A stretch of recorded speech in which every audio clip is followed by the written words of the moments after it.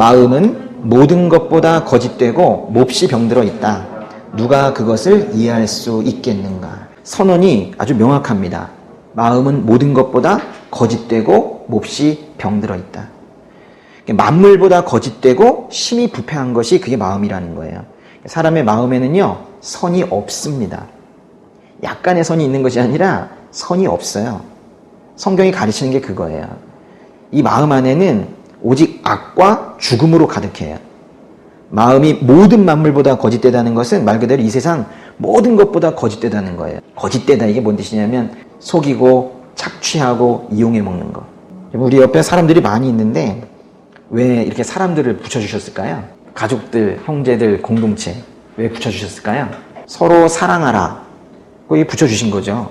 근데 이제 사람의 마음이 그 말씀에 있는 것처럼 거짓되고 부패해서 많은 사람들이 옆에 붙여주신 사람을 서로 이용하고 착취하며 살고 있어요.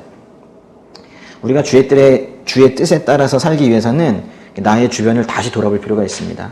한번 떠올려 보세요. 내 주변에 어떤 주님께서 붙여주신 사람들이 있는지. 하나님께서 뜻하신 바 있으셔서 나의 생활 반경 안에 그렇게 두신 그런 분들을 우리가 사랑하고 있는지 아니면 이용해 먹고 있는지 잘 봐야 돼요. 직장 동료를 사랑하십니까? 아니면 단지 이용하고 계십니까? 아내를 사랑하십니까? 단지 이용해 먹고 있습니까? 또 공동체의 형제님들과 자매님들을 사랑하고 계십니까? 단지 이용하고 계십니까?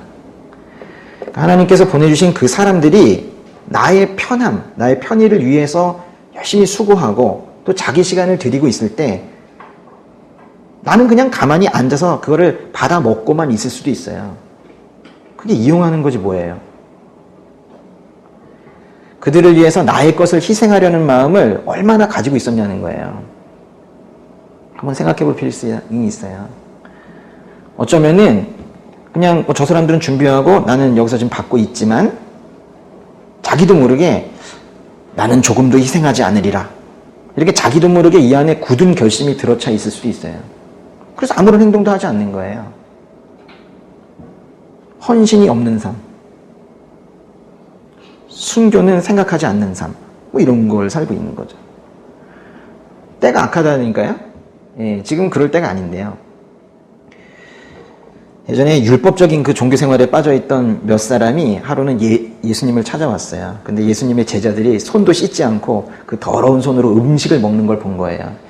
유대 전통에 따르면 손 씻는 정결의식을 거치고 그 다음에 음식을 먹어야 되는데요. 그래서 이제 종교 지도자들이 화가 난 거예요. 그래서 예수님께 와서 왜 당신의 제자들은 전통을 따르지 않고 그 더러운 손으로 음식을 먹습니까? 그러면 따졌어요. 그랬더니 예수님께서 오히려 더 크게 책망을 하시면서 너희는 하나님의 계명은 버리고 사람의 전통만 붙들고 있구나 그랬어요. 그러면서 이어서 이런 말씀을 하셨는데요. 예수께서 이어 말씀하셨습니다. 사람 안에서 나오는 것이 바로 사람을 더럽게 하는 것이다. 사람 속에서 곧 사람의 마음에서 나오는 것은 악한 생각, 음란, 도둑질, 살인, 간음, 탐욕, 악의, 거짓말, 방탕, 질투, 비방, 교만, 어리석음이다. 이런 악한 것들은 모두 안에서 나오고 사람을 더럽게 한다. 사람의 마음이 태어나서 더 망가져서 나쁜 것이 아니라 그렇게 태어난 거예요. 그 자연적인 마음 자체의 상태가 이렇게 처참하고 뭐 하나 건질만한 것이 없는 게 그게 사람이라는 거예요. 사람의 마음을 이렇게 정확하게 진단할 수 있는 유일한 분은 예수님이십니다. 우리 주님 한 분만이 사람의 마음을 이렇게 정확하게 진단을 하세요. 또 사람의 마음을 이렇게 정확하게 진단하는 종교도 이 세상에 기독교밖에 없습니다. 아무리 찾아보세요. 이렇게 정확하게 진단하는 종교가 또 있는지. 다른 종교에서는요, 악에 대해서 말을 하는 종교도 많이 없을 뿐더러 죄에 대해서도 잘 말하지 않지만 말한다 하더라도 다른 종교에서는 사람의 마음에 기대를 걸어요. 기대를 놓지 않아요. 그래도 사람의 의지로, 마음으로 죄를 이겨낼 수 있으리라. 기대를 걸어요. 사람이 뭔가 할 수 있다고 끝까지 믿어서 어떤 형식을 취하고 의례 행위를 하고 그래서 생겨난 게 종교예요. 사람의 마음은 전적으로 부패했습니다. 심지어 선행을 하면서도 선행을 하는 그 과정에도 자기 의를 쌓아가는 죄를 짓는 게 그게 사람이에요. 사람의 마음이 얼마나 부패했는가는요, 믿음이 커지고 죄에 대해서 더욱 민감해질수록 더 큰 목소리로 아마도 동의하게 되실 거예요. 하나님의 말씀과 인생 연륜이 이 속에 함께 쌓이면서 우리가 이제 결국 고백하게 되는 거는요, 결국 내 안에 선한 것이 아무것도 없습니다 라는 고백이에요. 근데 이제 문제가 있습니다. 오늘 말씀을 다시 한번 가보시면요, 예레미야서 17장 10절에 아주 큰 문제가 있는데요. 나 여호와는 마음을 살펴보며 생각을 시험해 각 사람을 그의 행동에 따라 그의 행위의 열매에 따라 보상한다. 아니, 우리에겐 선한 것이 하나도 없는데 하나님께서는 우리의 마음을 살피시고 생각을 시험하셔서 각 사람의 그의 행동과 열매에 따라 보상하신대요. 10절에 그 보상한다는 말이 있으니까 큰 목소리로 아멘하고 싶은 거예요. 이 말씀은 실로 두려운 거예요. 그대의 고집과 회개하지 않는 마음 때문에 그대는 진노의 날 곧 하나님의 의로운 심판이 나타날 그날에 그대에게 임할 진노를 쌓고 있습니다 라고 했잖아요. 그러니까 선한 것이 하나도 없는 우리를 하나님께서 우리가 한 그대로 평가하신다. 심은 대로 거두신다. 그럼 우리 보고 죽으라는 얘기잖아요. 지금 예레미야서 17장 10절은요, 지금 하나님의 아무 대책이 없다면 지금 이 말씀은 끝이 보상한다 그러셨지만 사실은 우리는 모두 심판을 받아 죽을 수밖에 없는 인생이다라는 뜻이에요. 우리는 어떻게 태어났다고요?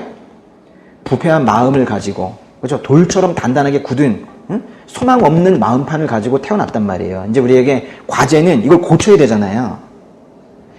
어떻게 돌처럼 단단하게 굳어버린 이 마음판을 고칠 수 있을까요? 어떻게 이렇게 썩어버린 이 부패한 마음을 고칠 수 있을까요? 예레미야는 하나님을 의지하지 않는 이스라엘 백성들과는 달리 하나님 앞에 나아가서 이스라엘의 영광이신 하나님께 저 좀 치유해 주세요 이렇게 간구를 하는데요.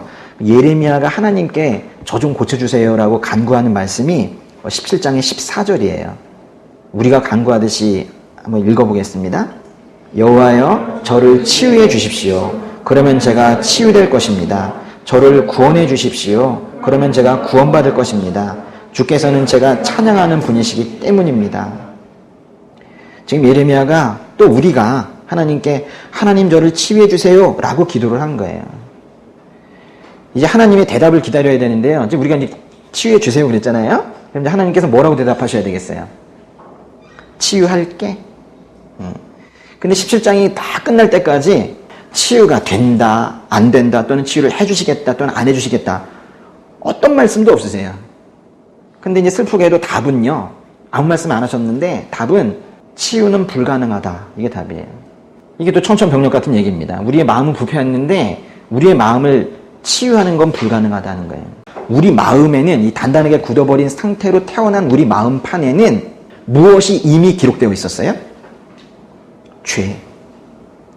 그것도 대충 색연필로 쓴 게 아니라 철필로 새겨넣은 죄가 우리 마음판에 가득한 채로 그렇게 태어났다는 거예요. 그래서 하나님께서 우리의 부패한 마음을 고치시는 유일한 방법은요, 철필로 새겨넣은 우리 마음판, 거기에 있는 그 죄를 지우고 더러운 걸 지우고 안 된다니까요. 그래서 하나님께서 우리를 고치시는, 우리의 마음을 고치시는 유일한 방법은 그 마음판을 떼어서 버리고 새 것으로 집어넣는 것밖에 없어요. 우리의 마음은 그거를 어떻게 수정하거나 고쳐서 쓸만한 게 아니에요. 완전히 썩었어. 다시는 쓸 수 없을 정도로 이렇게 문드러졌단 말이에요. 그래서 하나님께서는 새 것으로 갈아 끼우는 방식으로 우리의 마음을 고치시겠다는 거예요.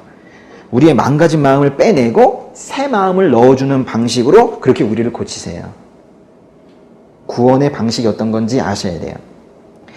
근데 이제 그때요, 보세요. 하나님께서 여기 있는 이제 막 냄새 나는 그 마음을 이렇게 떼어가지고 이게 버리시면서 새 거, 반짝반짝이 나는 새 걸 여기 이렇게 끼워 주실 때 우리가 해야 될 일이 있어요. 하나님 앞에 우리의 그 썩은 마음을 그대로 내어놓고 솔직하게 인정해야 됩니다.